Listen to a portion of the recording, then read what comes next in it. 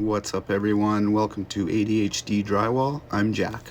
I'm a professional drywaller with over 20 years of experience. I also do carpentry and cabinetry, but specializing in drywall, insulation, boarding, taping, painting, and texture. Now this is my first video, the first of many I hope.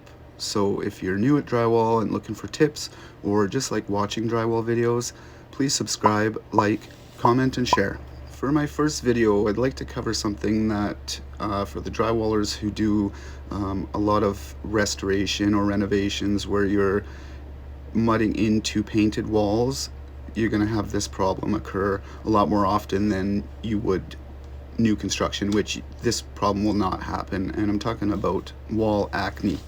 People think that I eat too many chocolate bars. So you're mudding into a painted wall or over a patch on a painted wall, and suddenly your mud comes down with a case of the monkeypox, aka fish eyes.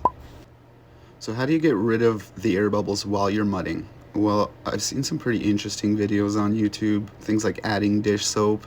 Don't do that. And if you're doing that, go ahead and add buffalo sauce to your mud to help it dry quicker. So you can try to scrape these off, mud over them. Oh, I wouldn't do that if I were you.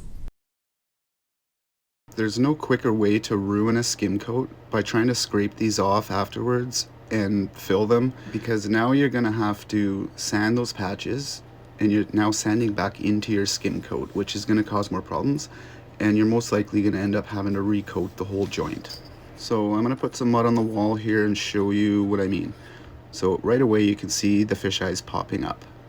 So my technique to get these out is by trying to break that surface tension by scraping the mud off and putting it right back on. Now you don't need to do this to the whole joint, only where the fish eyes come up. So you could take your 6-inch knife, scrape those air bubbles out, put the mud back on, and now you're going to be able to coat over that and those fish eyes will not pop back up.